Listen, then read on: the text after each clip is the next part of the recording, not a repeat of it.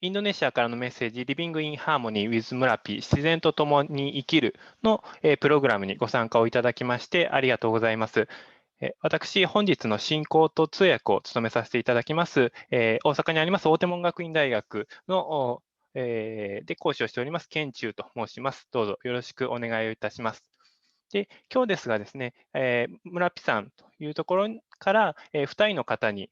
お話をいただこうと思っています。スキマンさんという方とアンディさんという方ですね。で、もうせっかくですので、お二人の話をしっかり皆様にお伝えしたいと、いうのが一番なんですけれども、その前に、本当に少しだけこの、そもそも村ピさんというのはどこにあって、どういう山なのか、そしてどういう災害のリスクを抱えているのかということについて、簡単に私の方から説明をさせていただきたいと思います。まず村ピさんの位置ですけれども、インドネシアにございます。東南アジアの一つの国、人口大国であるインドネシアのジャワ島、有名なのは、インドネシアで有名なのはバリ島ですけれども、その隣にあるジャワ島ですね、首都のジャカルタもあるジャワ島の中部にあるジョグジャカルタ特別州、そして中部ジャワ州の県境にあるのが村ピサンという山になります。右側の画像を見ていただくと分かるかと思うんですけれども、3000メートル近くの火山ですけれども、中心街ですね、ジョグジャカルタの市内からだいたい25キロぐらい北の方にある火山でして、そして近くにはですね、ボロブドゥールとかプランバナンとか世界遺産に指定されているような遺跡もあるという、そういったところにあるのが村ピ山という山であります。で、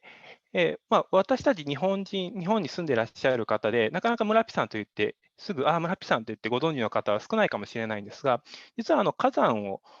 勉強されていらっしゃる方とか、火山の研究者の中で非常に有名な山になります。で、見ていただくと分かるかと思うんですけれども、ものすごく頻繁に噴火をする、世界で最も活発な火山の一つと言われているのは村ピ山です。ですので、右側の写真はですね、火砕流の流れたのを年度別に出してますけれども、本当に、10年に一度ぐらいの頻度で噴火をしていますし、また、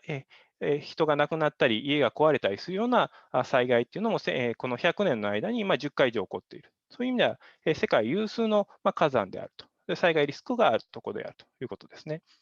ただ一方で、非常に、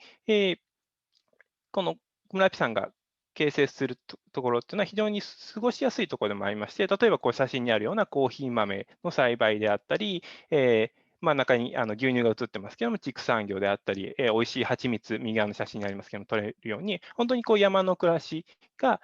享受できる、本当に暮らしやすい場所でもあるというのも、これまた事実です。ですので、この地域2つの側面がありまして、1つは先ほど申し上げたように、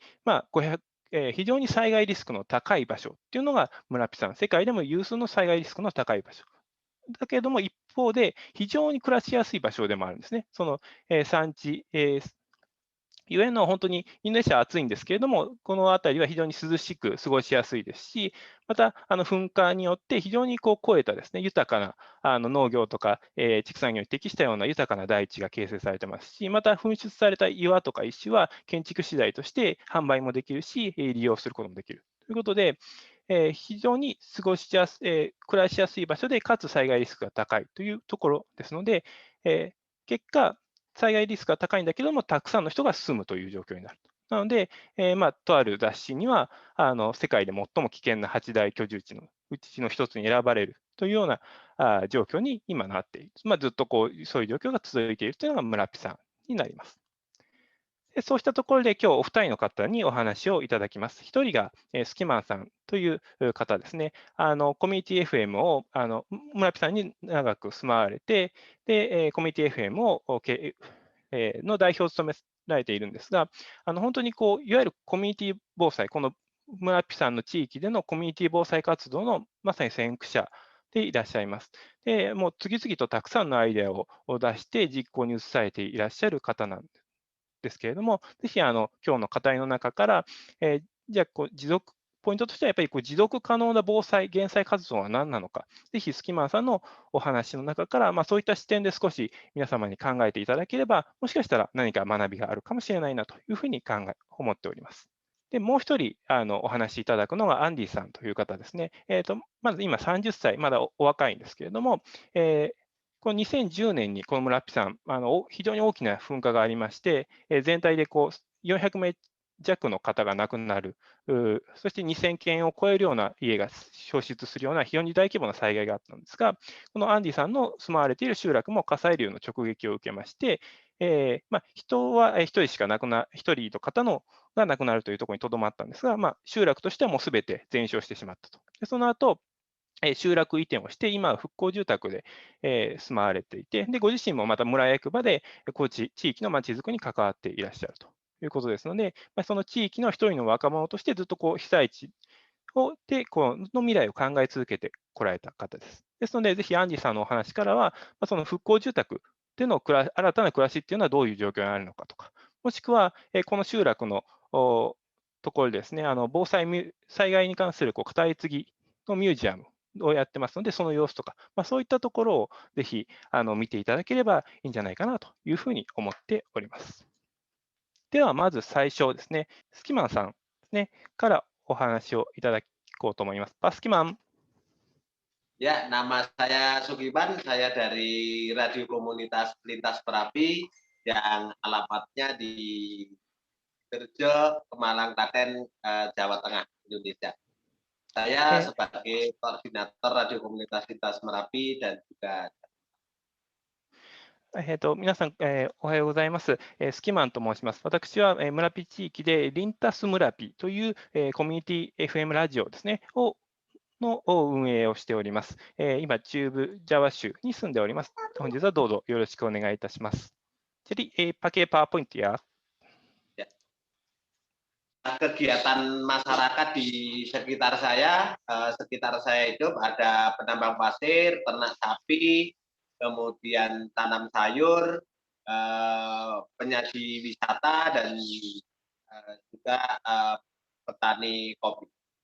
まず我々の住んでいる地域ですね、はどういった住民が日々の暮らしをしているのかということですけれども、主ななりわいとしては、左上にありますような、その村ピから出た石を販売する採石業であったり、それから主に野菜の栽培を中心とした農業、もしくは畜産業ですね、真ん中にありますような畜産業、それから最近は観光業何かにも力を入れています。Ya, ini adalah kegiatan radio, ada 2 program, yaitu kegiatan program on air dan off air. で、私の運営しているコミュニティラジオの特徴ですが、活動は2つに分けられます。1つはオンエア活動、そしてもう1つがオフエア活動です。Di kegiatan on air itu menyampaikan hiburan, informasi pengurangan risiko bencana, dan pendidikan. で、このオンエアというのはまさに言葉通り、放送を使って行う活動ですけれども、そのラジオを使って住民の方に娯楽に関するような番組をやったり、それから防災に関するような情報ですね、をお伝えするような番組、そして教育関連ですね、いろんなプログラムをこの放送を通じて住民にお伝えしています。Di bawah ini, di gambar bawah ini adalah satu kegiatan live wayang kulit dan yang satunya adalah ketoprak. Di tengah-tengah acara hiburan itu, ketika on air, Lintas Merapi menyampaikan informasi mitigasi bencana atau pengurangan risiko bencana. で、下側にですね、影絵芝居、ワヤンクリというのを載せていますけれども、この影絵芝居のライブなんかもプログラムとして行ったりします。で、この影絵芝居の中に、またその間にですね、防災に関する情報も入れていくというような工夫をしています。Nah, ini kegiatan aktivitas off air-nya di luar siaran. Nah, di kegiatan luar siaran itu juga ada aktivitas atau kegiatan untuk anak-anak dan kegiatan untuk orang dewasa dan tua. で、先ほど説明したのはオンエア活動でしたけども、もう一つですね、オフエア、つまり放送を介さない活動も我々コミュニティ FM ラジオは行っています。で、それは主に子ども向けの活動と大人向けの活動に分けることができます。Ini kegiatan untuk anak-anak belajar untuk mengenali Merapi dengan cara melukis, menggambar, dan kegiatan di alam bersih-bersih lingkungan di sekitar Gunung Merapi. でこちらが子ども向けの活動の一部を示した写真ですけれども、例えば自然、火山について知る、学ぶですね、にのために、子どもたちがみんな絵を通じて学ぶというようなプログラムをやったり、また、自然を保護する、大切にするということで、地域の清掃活動を子どもたちと一緒にしたり、そういうようなプログラムを行っています。Ini masih kegiatan anak-anak, jadi selain kegiatan mengenali Merapi juga ada belajar untuk pertolongan bagi orang yang kena bencana. Jadi ini contoh-contoh kegiatan kita latih pendidikan untuk anak-anak menolong orang yang kena bencana. Kemudian yang di bawah ini adalah pendidikan komputer bagi anak-anak agar di pendidikan formal juga akan mendapatkan pendidikan yang bagus. で、他にもですね、先ほどは村ピにより焦点を当てた子どもたちのプログラムでしたけども、それ以外にも例えば災害時を想定して、応急処置の対応を学ぶようなプログラムであったり、それから、パソコンの使い方を子どもたちに教えるようなプログラム、もう幅広いプログラムを行っております。Nah, ini untuk orang-orang dewasa atau yang tua itu belajar mengenali gunung sama, tetapi dengan video, dengan PowerPoint, kemudian juga ada latihan mitigasi bencana. Yang paling bawah adalah orang tua yang sedang belajar komputer untuk siaran radio di lintas Merapi. 大人向けにも様々なプログラムを行っておりまして、ビデオを使ったり、パワーポイントを使ったり、そして実践的に教えたり、しています。で、一番、下の、写真はですね、左側の男性が写っている写真ですけれども、このラジオの放送の仕方について、大人の方、少し高齢の方に対して教えているというようなプログラムになります。Untuk program-program ini kami juga sering kerjasama dengan pemerintah, kerjasama dengan NGO lokal maupun NGO nasional. で、こういったプログラム、私たち独自でやっているものもありますし、それから政府と協力をしたり、行政ですね、地方行政と協力をしたり、また中央政府と協力したり、NGO と協力したり、さまざまな状況によって、さまざまな団体と協力しながら、プロジェクトを展開しております。Nah, ini masih kegiatan untuk orang dewasa. Kegiatannya adalah outbound trekking ke Merapi. Jadi kita ini adalah foto-foto di puncak Merapi. Dalam bermain itu kita mengenali gunung api dan sekaligus bagaimana mengurangi risiko bencana terhadap gunung api. で、他にもこういったいわゆる校外学習とかですね、トレッキングの手伝いなんかも、マネジメントですね、なんかも、やっておりまして、そういったものを通じてですね、防災とか減災っていうもの、また火山、村ピというものについて、学んでもらう機会になればいいなというふうに思っています。Ya, ini contoh dari hasil pelatihan-pelatihan yang kita lakukan off air dan on air dari di siaran di radio dan kegiatan di masyarakat, maka ketika Merapi meletus seperti kemarin ini Merapi seperti ini kondisinya, ini foto terbaru baru dua bulan yang lalu, tetapi masyarakat kelihatan tenang, bisa menyiapkan apa yang harus dilakukan itu tahu. で、これの写真ですけれども、村ピさん、頻繁に噴火していまして、今年の1月にも噴火をしましたけれども、この写真がまさに我々のオンエア活動、オフエア活動の一つの、成果というふうにも言えるかと思います。我々の住民たちはですね、火山のことについて非常によく理解をしていますので、火山を見て、今、火山がどういう状況にあるのか、今何をしなきゃいけないのかっていうのは、ちゃんと理解しているというのが、この写真から見ていただくことができるかと思います。Kesimpulannya, saya sampaikan kesimpulannya adalah bahwa sebenarnya belajar mitigasi bencana itu harus dilakukan terus-menerus. Lintas Merapi bisa seperti ini, bisa berdaya, bisa selamat dari Merapi, itu prosesnya panjang, tidak terjadi dalam satu hari. Kami melakukannya terus-menerus dan dengan cara apapun yang kita lakukan. ですから、こういったプログラムにとって一番大切なものは、1日で終わるというのではなく、非常にプロセスが長いものですので、一つ一つステップを重ねていくことが重要だというふうに思っています。Saat ini Merapi dalam status siaga, tetapi warga kami belum ada yang mengungsi. Tetapi di Merapi yang lain itu sudah mengungsi.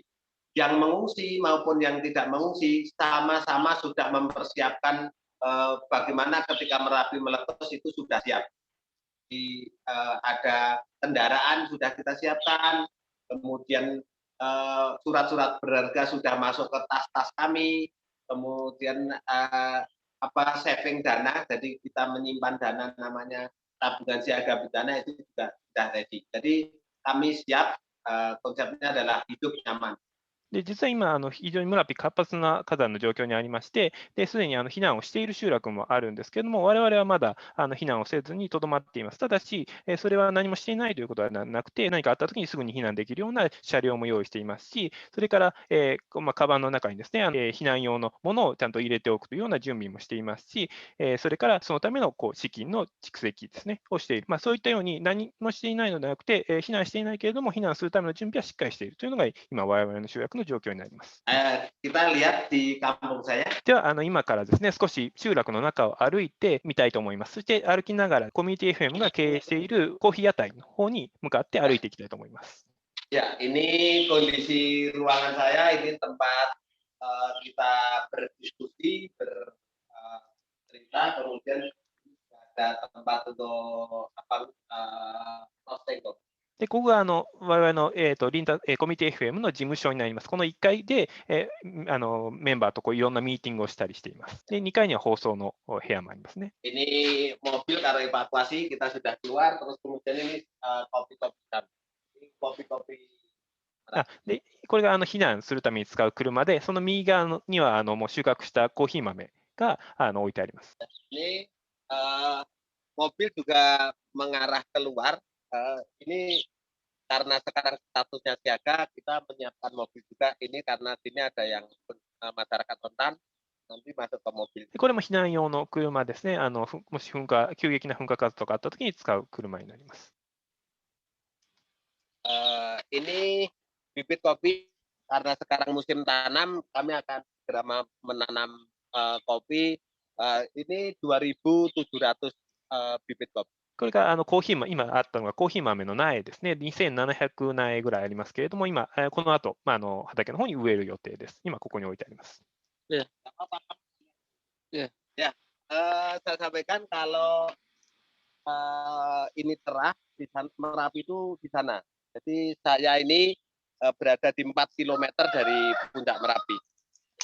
で、ここからまっすぐ、今ちょっと曇ってるんですが、このまっすぐ行ったところに村ピさんがあります。大体ここから4キロぐらいのところですね。Ini kampung saya, jadi ini jalur evakuasi masyarakat, tetapi karena sekarang ini statusnya menurut masyarakat masih nyaman, belum ada pengungsian di sini. で、非常時はここが、避難道路になります。ですけど、今は普通のまだ状態ですので、特にいつもの通常の状態になっています。Ya, ayo kita ikuti saya ke warung kopi. Ini masyarakat di sekitar saya, warga Jepang mau ikut. Ini rumah saya. で、今から我々が経営するコーヒー屋台の方に向かってきますけども、ここ道から左も右もすべて同じこの一つの集落の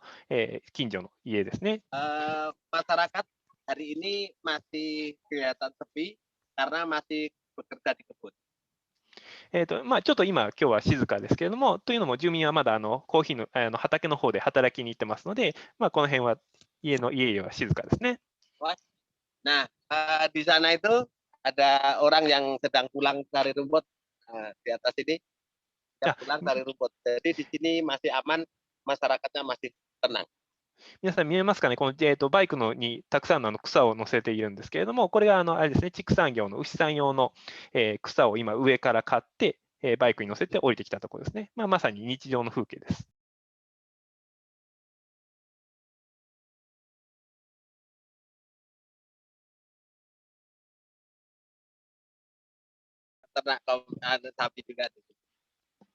ここ一つ牛舎ですね、の一つになります。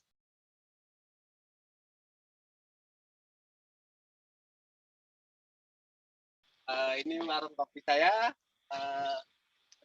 banyak orang yang ngopi-ngopi. Ayo, kita bisa ngobrol dengan yang sedang ngopi. これが、我々が経営するコーヒー屋台ですね。今日はたくさんのお客さんが来ています。どうぞ一緒にコーヒーを楽しみましょう。いや、ini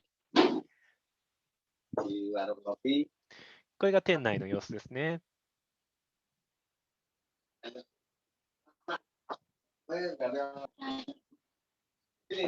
Ini Ini produk-produk kopi kami. Ini kopinya kopi Arabica Merapi. Jangan lupa beli ya. これが我々が生産しているコーヒー豆になります。アラビカ種ですね、のコーヒー豆になります。Ini roasting kopi yang sudah matang. これが Kalau dari Jepang sedang datang ke Indonesia, jangan lupa mampir ke Yogyakarta, kemudian Candi Prambanan, naik ke Merapi, akan ketemu kopi Petro.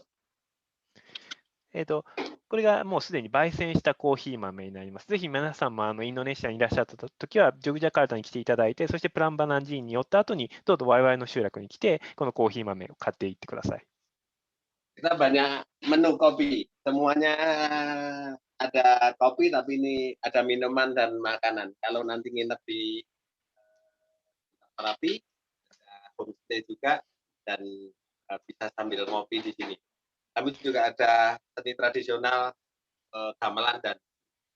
tari-tari Jawa.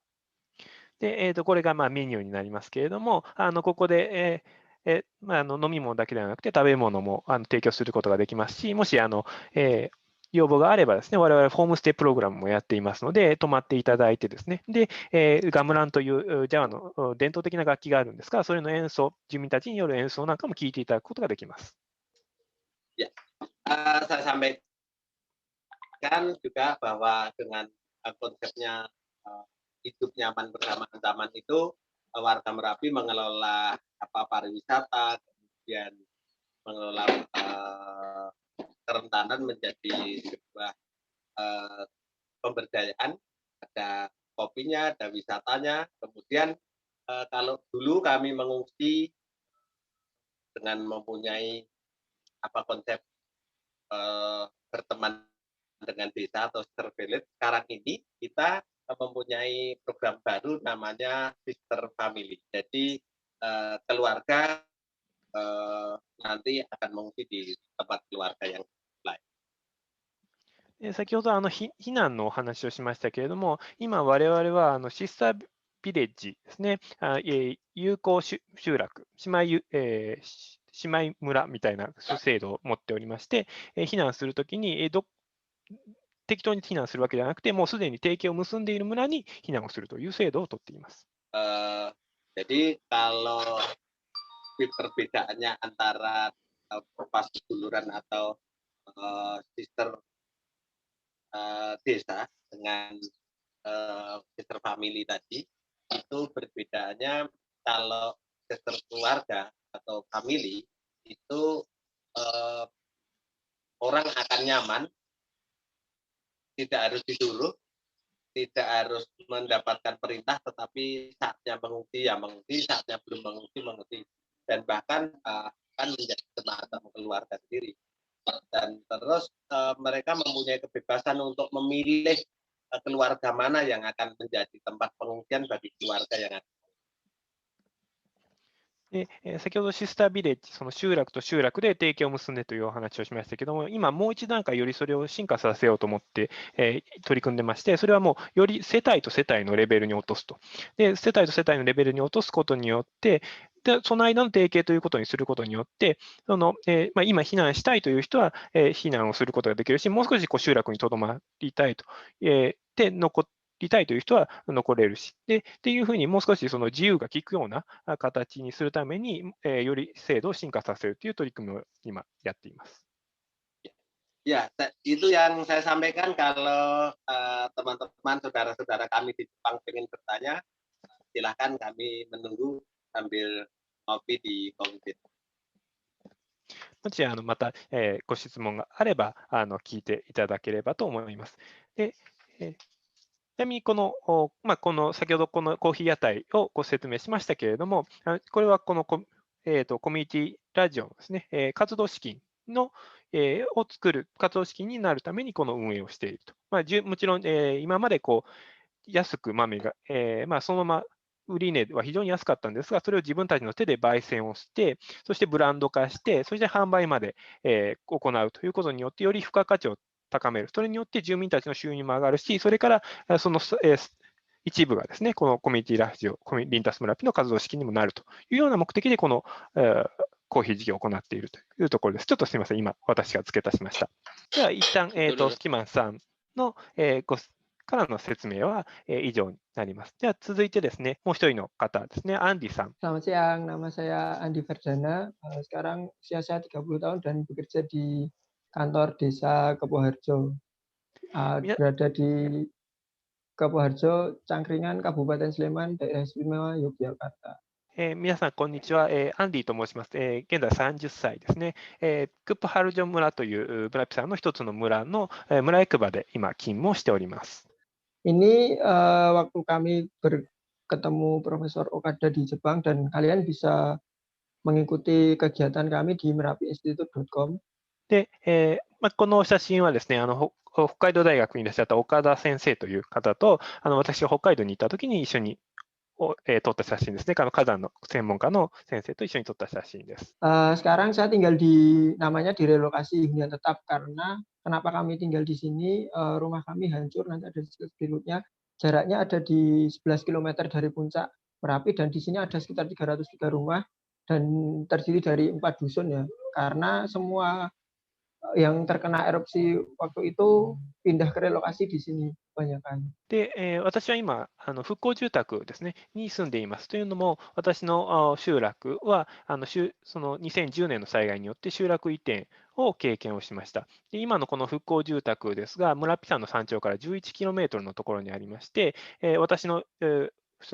もともと住んでいたプトゥン集落以外にも、他の3つの集落と合わせて、303世帯がこの一つの復興住宅群に住んでいるということになります。Hunian tetap ini disiapkan oleh pemerintah karena memang kami sudah tidak boleh lagi ya secara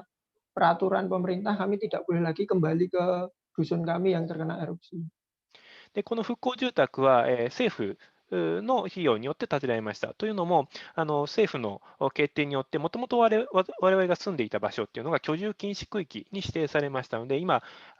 もう災害以降ですね、住むことが認められておりません。ですので、この政府の政策によって、ここに復興住宅が建てられて、我々が住んでいるという状況になります。Karena keterbatasan lokasi hunian tetap, maka di sini ada 4 dusun. Dusun saya itu dusun Petung, dusun Kaliadem, dusun Manggung, dan dusun Kepo. 繰り返しになりますけれども、ここのなので復興住宅には私の集落だけでなくて、他にも被災した集落がありますので、クプ集落、マンゴン集落、カリアデム集落、そして私の集落のこの4つの集落が合わさって、暮らしているということになります。Nah, ini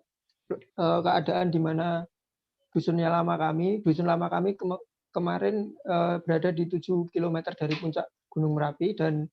arah letusan itu waktu 2010 mengarah ke selatan ke Sleman dan menghancurkan dusun kami ya. Ini foto-foto keadaan rumah saya waktu erupsi 2010. もともと我々が住んでいた集落っていうのは、火口からだいたい7キロの位置にあったんですが、2010年の時の噴火で、火砕流が南側、スレマン県の方に流れまして、火砕流の直撃を受けたという状況になります。で左側にある写真というのが、その被災直後の私の集落の状況になります。Nah, kalau bisa dilihat di peta sebelah kanan itu ada warna merah, kuning, dan hijau. Di Dusun Petung itu di warna merah termasuk kawasan rawan bencana 3, kawasan rawan bencana yang amat sangat berbahaya ketika erupsi Merapi sehingga dan sudah terbukti sehingga kami harus tinggal di relokasi tadi. でこの右側の写真ですね、赤、黄色、緑で示されていますけれども、これは危険度別に示されていまして、私のもともと住んでいた集落というのはこの赤のゾーンに入ります。で、基本的にこの赤で指定されたゾーンというものが現在居住禁止地域に指定されているという流れになります。Nah, ini di hunian tetap kami juga melakukan aktivitas sehari-hari seperti warga pada umumnya sebelum direlokasi. 集落移転した後の復興住宅での暮らしを示したような写真になります。Pada kebanyakan warga kami adalah petani dan memiliki peternak sapi sehingga kebanyakan mereka memerah susu sapi. Kemudian ada beberapa kegiatan untuk penunjang ekonomi warga yaitu dengan membuat tempe. で、ここの住民の多くがですね、なりわいとして、農業、そして畜産業を営んでいます。畜産業としては主に乳牛の飼育ですね、牛乳を出す乳牛の飼育が主でして、またそれ以外にも経済活動としてテンペというようなイメージ的にはこう納豆を揚げたような、大豆の発酵食品ですけれども、それを作るというようなこともやっております。Nah, mungkin teman-teman Jepang ketika berkunjung ke Indonesia bisa mampir ke tempat kami dan bisa belajar membuat tempe dan memerah susu sapi secara manual. ですので、もし皆さん、聞かれている日本の皆さんもですね、インドネシアにいらっしゃって、我々の集落に遊びに来られた際はですね、こうやってお母様方と一緒に天平作りを体験していただいたり、牛乳の、乳搾り体験なども体験していただけますので、ぜひいらしてください。Nah, kami memperkenalkan apa itu erupsi sejak masih anak-anak ya, masih walaupun anak saya juga masih kecil atau berapapun usia anak saya, kami mengenalkan Merapi itu sejak dini sehingga Merapi itu bagi warga kami bukan sebuah ancaman seperti itu. で、我々は、私もそうですし、私が子供に1歳の時もそうですけども、もう小さい頃から子供に対して親は村ピのことについて教えています。ですので、何か我々にとって村ピさんというのは危険なものというよりも、小さい時から近くにあって、大人が子供に教えるものという対象になっています。Nah, dengan begitu anak-anak itu sudah mengenal Merapi dan bagaimana menyikapi Merapi ketika ada erupsi. Kemudian salah satu hal yang terpenting adalah ketika kami mengenalkan Merapi sejak usia dini, itu seperti melindungi orang-orang yang kita cintai dari hal-hal bencana gitu.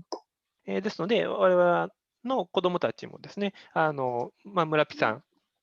の災害リスク、そしてそれに対してどういうふうに対処していけばいいのかということについて、学習をしていますし、理解しているということになります。Selanjutnya setelah di 2010 erupsi, dusun kami kan tidak bisa ditinggali. Ada beberapa tempat yang kemudian dijadikan tempat wisata, salah satunya museum. Dan saya beberapa hari lalu merekam museum mini Sisahataku untuk menjelaskan ke teman-teman Jepang. Silahkan tonton videonya. で、2010年の噴火後ですね、いくつかの場所が観光地となりました。で、そのうちの一つにミュージアムがあります。このミュージアムは我々がもともと住んでいたところに立っているミュージアムなんですけれども、そのミュージアムの様子について、数日前にビデオに撮ってきてましたので、次はそれを見ていただきたいと思います。Ya, sekarang kita ada di Museum Sisahataku. Ini jaraknya sekitar 7 kilo dari Merapi.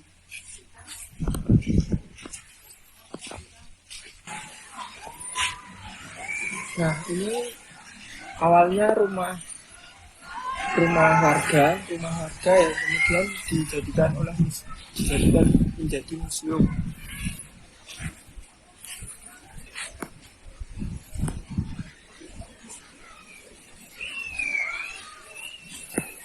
Nah, ini tulang belulang sapi-sapi yang kena erupsi 2010 terus kemudian dipajang.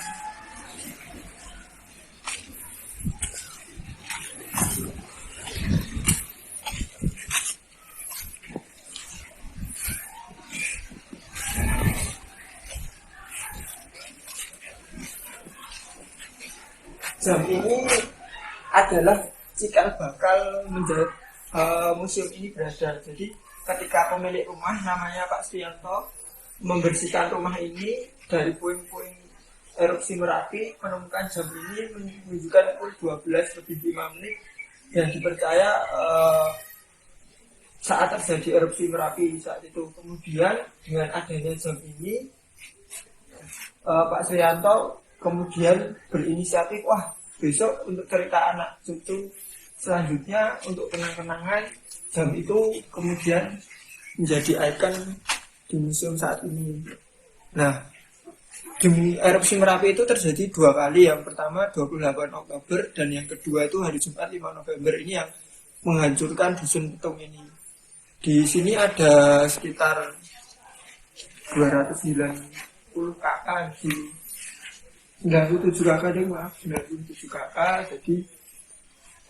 semuanya pindah ke relokasi. Nah, ini barang-barangnya bisa dilihat, ini ya perabotan rumah makan, untuk peralatan makan, terus foto-foto ini ya kegiatan sehari-hari lah museum ini. Jadi pengunjung yang datang ke sini bisa melihat bukti bahwa Merapi itu sebenarnya benar-benar terjadi, erupsi itu terjadi. Yaitu ini pecah belah gelas, ini cangkir untuk kopi, karena memang di Dusun Petung itu dulu memang banyak sekali tumbuhan kopi seperti itu. Nah, Pak Suyanto mengumpulkan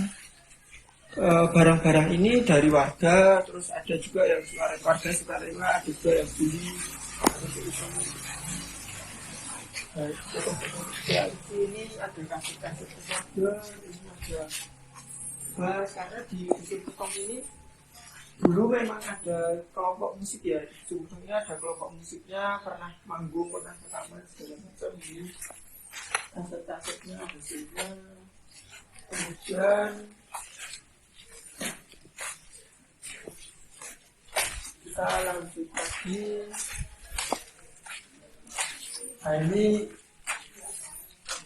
barang-barangnya masih, karena awan panas ini juga kena awan panas, jadi tipe awan panas itu kan kayak ombak bergulung-gulung, jadi ada yang kena hancur, ada yang masih utuh seperti itu, kayak seperti rumah ini. Rumah ini ya kan hancur, hanya atapnya saja, tapi bangunannya masih ada karena di atasnya ada bukit yang menahan awan panasnya dulu. Jadi ketika kena bukitnya, rumah ini hanya terkena sebagian dan masih bisa digunakan untuk museum ini. Ini rumah lama ya, ini rumah yang benar-benar rumahnya warga yang kemudian juga menjadi museum.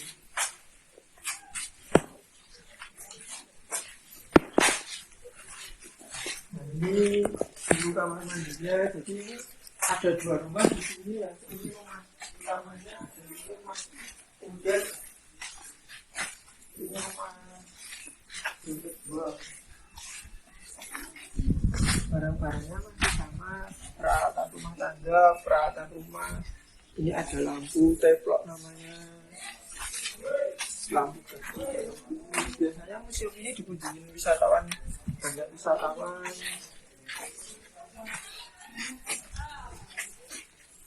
Ini dulu selain ini bekas-bekas gamelan dan lainnya, karena memang di Dusun Petung ini ada gamelannya juga. Terus kemudian kenapa kemudian namanya adalah sisa hartaku, karena ya harta benda yang masih tersisa itu ya dikumpulkan jadi satu. Kemudian itulah kenapa namanya sisa hartaku. Harapannya orang-orang yang datang ke sini itu ya bisa belajar banyak tentang erupsi Merapi, tentang kehidupan di Merapi, bahwa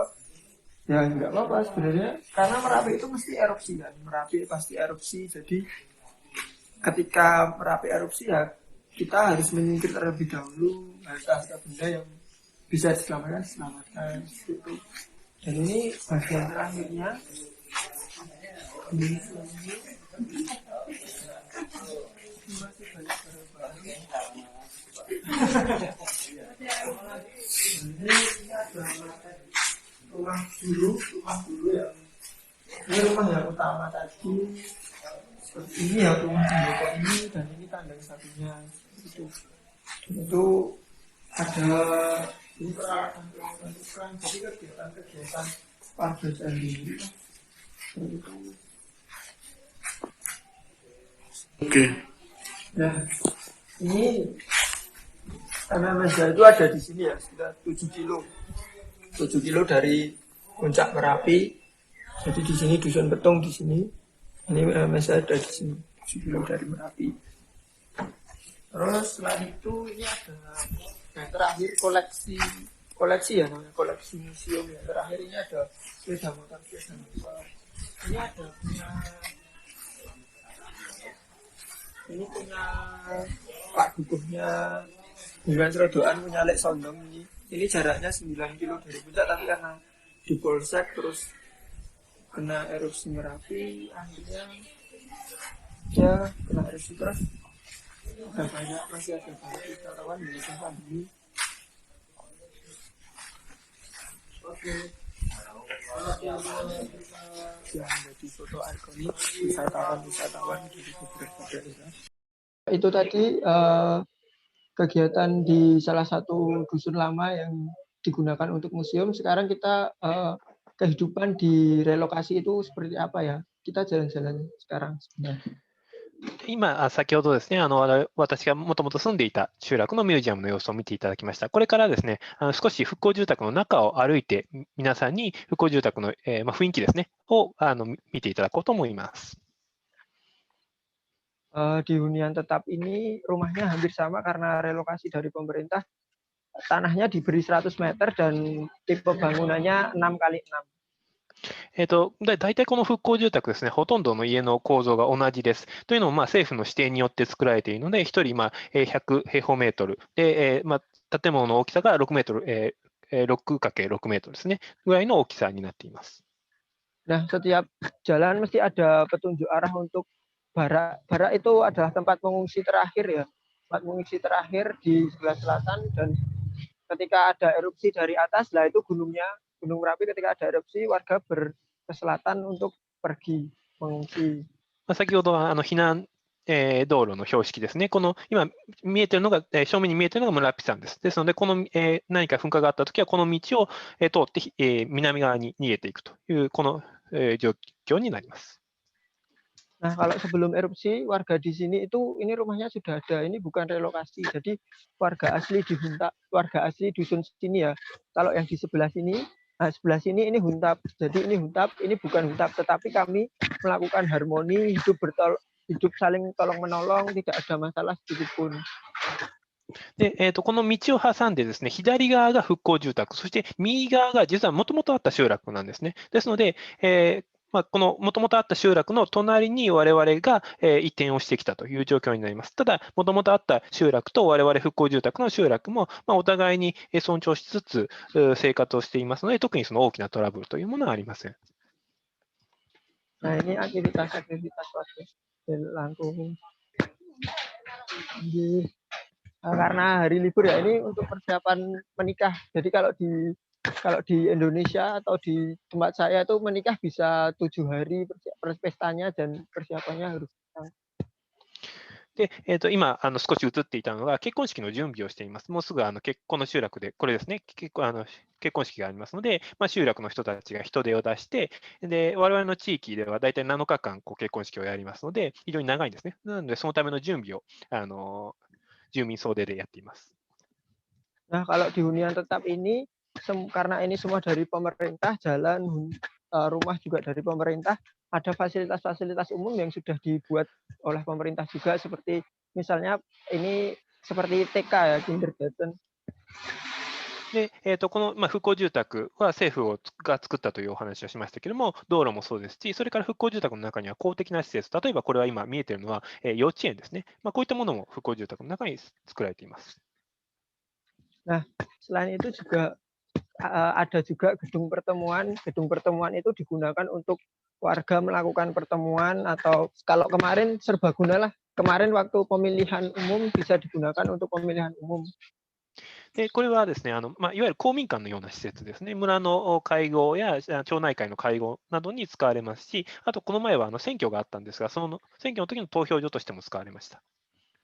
Nah, ada juga yang terpenting adalah fasilitas umum, karena di hunian tetap ini semuanya warga Muslim, jadi ada masjid. でこれがもう一つ、非常に重要な公的施設、我々にとっての公的施設ですが、モスクですね、イスラム教の礼拝施設になります。というのも、この地域の住民、ほとんど大多数がイスラム教徒ですので、こういった、モスクも重要な公的施設の一つとして作られています。Nah, ini di sini ada banyak rumah, jadi dan kebanyakan rumahnya sama ya, mirip-mirip, karena sudah ada aturan untuk membuat rumahnya seperti apa dari pemerintah. これ、ここも全部復興住宅ですね。で、見ていただくと分かるように、本当に基礎的な構造というのは非常に似通っている。政府の指示によって作られているので、構造的にはかなり似通ったものが作られています。Nah, kalau yang di depan itu sudah beda dusun. Kalau di depan itu dusun Kaliadem namanya, jalan ini kayak jalan perbatasan. Kayak yang di selatan ini dusun Petung, di sebelah utara dusun Kaliadem. で今ここ上がってきましたけども、この道を挟んで、より北側がカリアデム集落という別の集落の復興住宅になります。で、この道、今まで上がってきたこの南側ですね、が私の住んでいるプトゥン集落になります。Walaupun di sini terdiri dari beberapa dusun, tetapi ketika warga dusun ini melakukan acara atau kemarin ada yang meninggal, kami warga dusun yang satunya juga membantu seperti itu. Jadi tetap harmoni, tetap saling tolong menolong, walaupun で、先ほどいくつかのこの4つの集落が集まって住んでいるというお話をしましたけれども、ただ例えばお葬式の時であったり、何か独立記念日とかですね、いろんな公的行事の時なんかは、集落を越えてお互いに人を出し合ったりして助けたりしています。ですので、そこもどうやって違う集落は一緒に仲良くやっていくかということを意識してやっています。Nah, kita akan menuju kandang komunal. Jadi di hunian tetap ini tidak hanya warganya, orangnya, manusianya yang direlokasi, tetapi karena kebanyakan dari kami adalah peternak sapi, sapi-sapinya juga yang direlokasi. で先ほど私、復興住宅と申しましたけれども、何も移転してきたのは人間だけではありません。というのも先ほど申し上げたように、ここの集落の住民、もともと多くの住民がなりわいとして畜産業を営んでいましたので、牛ですね、自分の飼育している牛も移転をしてきました。次にその牛舎を見たいと思います。Walaupun di sini ada 4 dusun, jadi kandang komunalnya juga ada 4 yang besar-besar. で、ここ4つの集落が復興住宅を成していますので、この牛舎ですね、協同組合の牛舎も4つ作られています。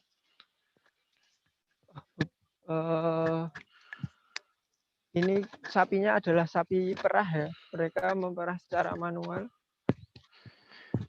大体が乳牛ですね、を飼育しています。Jadi merahnya adalah jam 5 pagi dan jam 3 sore. Nanti jam 3 sore diperah kenapa sehari cuma 2 kali karena kualitas susu sapinya biar banyak. で大体牛乳を、取るのは朝の5時と、お昼ぐらいですね、の3時の2回取るようになるのが一般的ですね。Hampir semua warga yang tinggal di Huntap itu pasti memiliki sapi. 大体ほとんどのここの集落に住んでいる住民世帯がですね、少なくとも1頭以上は牛を持っているというような状況です。Akan lebih menarik jika teman-teman yang dari Jepang datang ke Indonesia dan memerah susu sapi secara langsung. もしいらっしゃったらぜひ案内しますので、ぜひここで乳搾り体験も楽しんでください。Nah, itu ada kandang satu lagi. Jadi ada banyak kandang sapi yang karena sapi adalah mata pencaharian pokok warga. Jadi ada banyak kandang. で先ほど一つ牛舎見てもらいましたけども、この奥ですね、今見えているように、他にもたくさんの牛舎があります。もう本当にこの我々の集落の住民の日々の収入の元となっているものが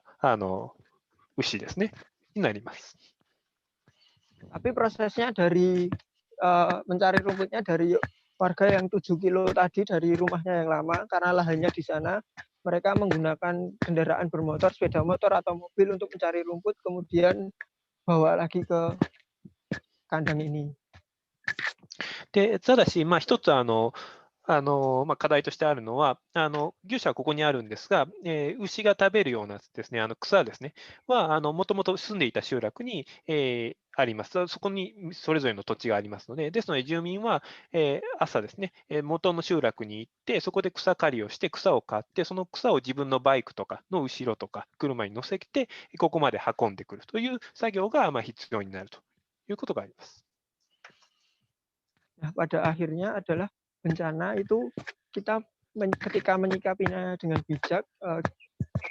kita tidak bisa mengartikan bahwa itu hanya soal bencana, tetapi ketika kita bisa menerima bencana dan kemudian hidup berdampingan, itu akan menjadi sesuatu yang lebih positif.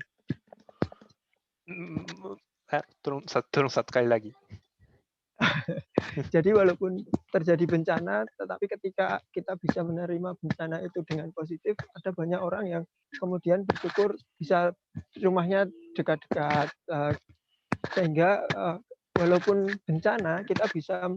menerima dengan lapang dada dan positif, itu tidak akan menjadikan bencana itu sebuah musibah. だから我々は災害というものを何かネガティブに捉えるのではなくて、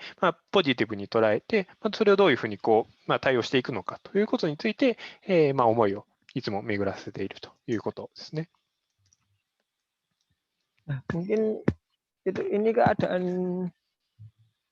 Buntap yang kami tinggal setelah erupsi, seperti ini keadaannya. Dan ini tetap ada rambu-rambu, ini ada titik kumpul ketika terjadi erupsi, kami tetap disiapkan, walaupun di sini jaraknya 11 kilo dari puncak, agak jauh, tapi tetap disiapkan untuk berkumpul di mana sudah ada mitigasi bencananya. ここがここに看板が出てますけれども、何か噴火があったときに住民が集まる場所ですね。ここに集まって、そして避難を始めていくという場所になります。Oke, Andi, yang terakhir. Oke, yang terakhir mungkin seperti itu saja. Terima kasih. Intinya adalah kita harus bisa menghadapi bencana dan bersiap-siap ketika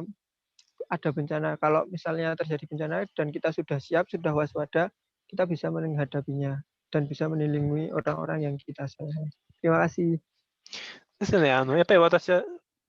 その災害ということについて、常に備えておくということが非常に重要だというふうに考えています。今日は私の紹介を聞いていただきまして、ありがとうございました。ということで、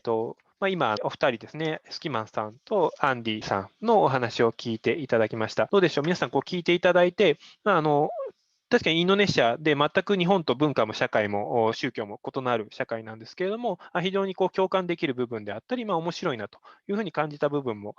あったのではないかなというふうに思います。で、私もここでずっと、2015年以降、ずっと調査をさせていただいているんですけれども、彼らの考え方で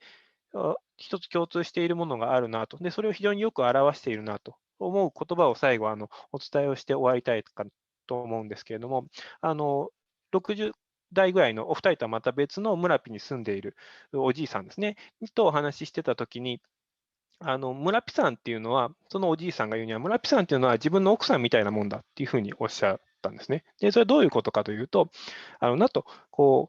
えば奥さんと一緒にいたらいいことばっかりだろうと、美味しいご飯も作ってくれるし、いろいろ家事のこともやってくれるし、で一緒に子供の成長とか楽しい思い出も共有できるし、もう奥さんがいるってことはいいことばっかりだと。ただ、時々機嫌が悪くなる時もあると。でも機嫌が悪くなったからって言って、じゃあ離婚するのかって言ったらしないだろ。その時は奥さんの機嫌が良くなるまでちょっと距離を取って、奥さんの機嫌が収まるのを待って、で、また収まったら2人で仲良く生活していくんだと。その例えがいいか悪いかは別として、で、村ピも一緒だと。で、村ピも日常は我々にたくさんの本当にいいことを与えてくれると。もうここはすごく気候がいいくて過ごしやすいし、土地もいいから、いろんなものが、コーヒーもそうだし、長寿とかですね、果物とか野菜とかたくさんのものが育つし、牛もたくさん飼育することができるし、本当にいいことばっかりだと。ただ、時々村ピの機嫌が悪くなる、つまり噴火をするときもあると。その時は我々は少し距離を取ると。で、機嫌が収まったらまた一緒に暮らす。だからそういうもんなんだっていうふうにそのおじいさんは説明していて、なるほどなと、すごく分かりやすい話だなと思ったんですけども、なので、お二人、アンディさんもスキマンさんも、当然、防災・減災っていうところをものすごく意識されて、いろんなことをされているけれども、その前提にはそもそも、まずここで住むんだと、ここで生きていくんだと、ここが好きなんだという前提があって、じゃあ、ここで住み続けるためにはどうすればいいのか、じゃあ、防災とか減災っていう、まず大前提としてここに住むんだっていうところが、全員ではないですけれども、村ピの方とお話をしていて共通するところなのかなっていうふうに感じましたし、お二人のお話からもそういった部分を今日皆さん感じ取っていただけたんじゃないかなというふうに思います。ということで、これで、このプログラムですね、終わりまして、また、以降は他のプログラムもありますので、そちらの方に参加していただければと思います。本日は最後まで聞いていただきましてありがとうございました。